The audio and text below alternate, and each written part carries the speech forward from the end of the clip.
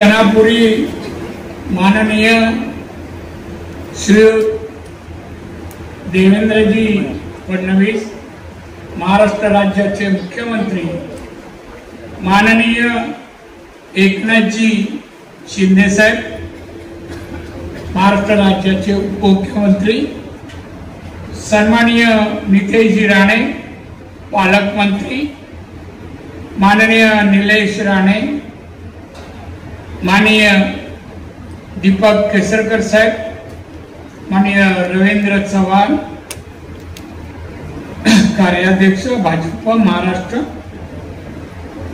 सन्माननीय रवींद्र फाटक, सन्माननीय प्रमोद जठारजी, माननीय प्रभाकर सावंत, सन्माननीय दत्ता सामंत, सन्माननीय जिल्हाधिकारी अनिल पाटील, सन्माननीय चिरंजीव अभिराज राणे, चिरंजीव निमिष राणे, माजी आमदार राजन साळवी, सौ श्वेता कोरगावकर, श्री संदेश सावंत, मनीष दळवी, संजय पडते, श्री अशोक सावंत, समीर नरावडे, सर्व पदाधिकारी, सर्व शासकीय अधिकारी, मीडियाचे प्रतिनिधी, बंधूंनो भगिनींनो मित्र,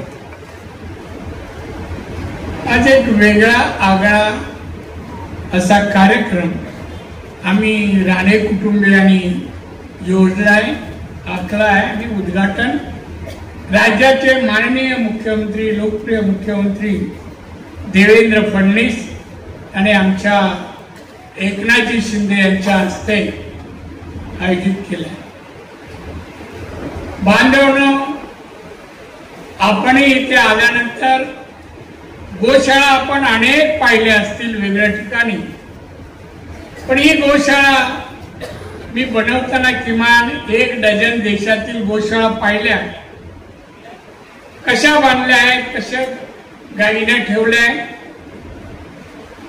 आणि ते पाहिल्यानंतर मी ठरवलं आपण पण गायीची सेवा करावी. गाय म्हणजे आपण माता मानतो, गाय पाळणं म्हणजे प्रगती आपली होईल या अपेक्षेने गाय पाळतो, सांभाळतो, सेवा करतो. आम्ही पण राणे कुटुंबियांनी या सुप्त हेतूने हा उपक्रम राबवायचं ठरवलं. गेले 3 वर्ष मी इथे या माळ राणावर पहिलं म्हणजे जमीन घ्यायला आलो, इथून आत आलो, माझं स्वागत केलं. झाडावर वाघ चढला होता, आम्हाला पाताच खाली उतरला आणि गेला. पहिलं दर्शन त्यांचं.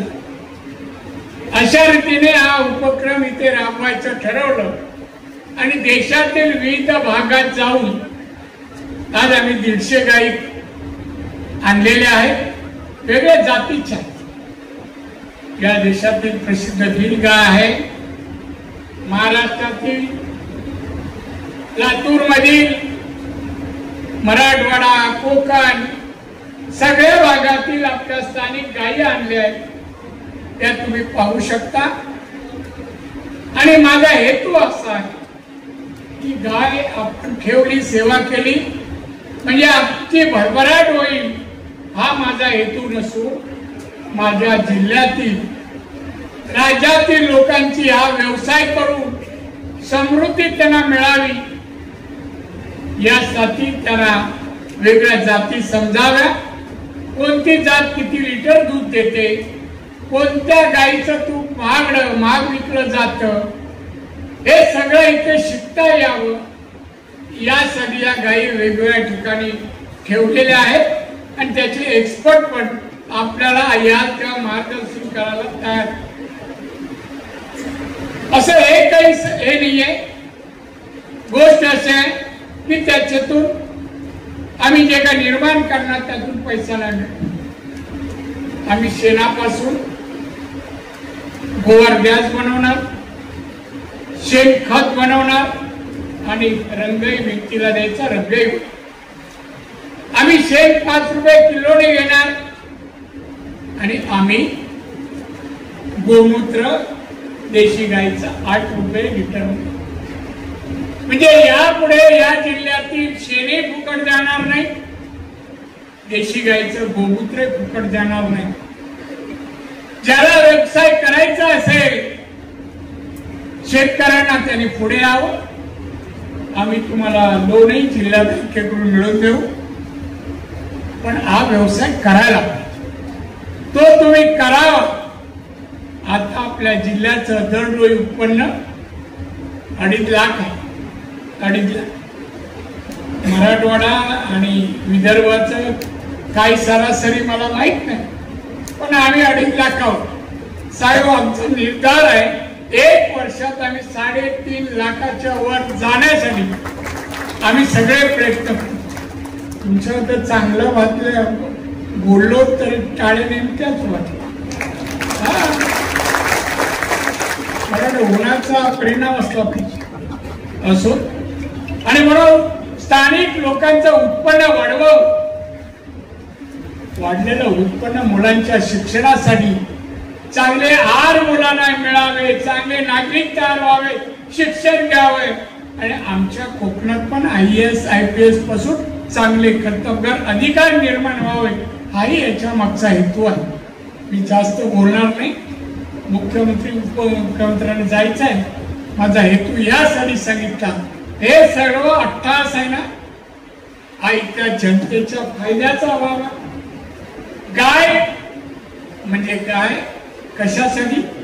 तर गाय ठेवली आपण सुखी होऊ शकतो, समृद्धी येऊ शकते आणि त्यासाठी तुम्ही हे प्रयत्न करावे. यासाठी माझा प्रयत्न आहे. आजच्या नंतर त्याला कामाला लागावं. तुम्ही निर्धार केव्हाही करा, माझं काय म्हणणं नाही. मी आमच्या या नेत्या मंडळींना मी गाई दाखवत होतो. आमचे माननीय मुख्यमंत्री पुढे, एकनाथजी मागे, चव्हाण साहेब त्याच्या मागे, मी नंतर अनेक नेते. एकनाथ शिंदे वारंवार मागे वळून चव्हाण साहेब मी पण असं करणार म्हणजे एक तरी म्हणजे तुम्ही पण निर्धार करून कंपाऊंडच्या बाहेर जावं. यासाठी उदाहरण म्हणून तुम्हाला मी सांगितलं. इथेच थांबतो. मी माननीय देवेंद्र फडणवीस, माननीय एकनाथजी शिंदे आणि चव्हाण साहेब यांचा अतिशय ऋणी आहे. फक्त मिळलं साहेब घोषणाचं उद्घाटन या त्वरित आमंत्रण स्वीकारलं आणि आज आले. उन्हा कोकणातलं ऊन कसं असतं त्याचा पण परिचय घेतला आणि म्हणून त्याला आपण इतक्या देवदेवतांना प्रार्थना करू. या माझ्या सर्व नेत्यांना आमच्या रामेश्वराने कुलदेवतांनी उदंड आयुष्य उत्तम आरोग्य देव अशी प्रार्थना करतो आणि रजा घेतो. जय जय महाराज.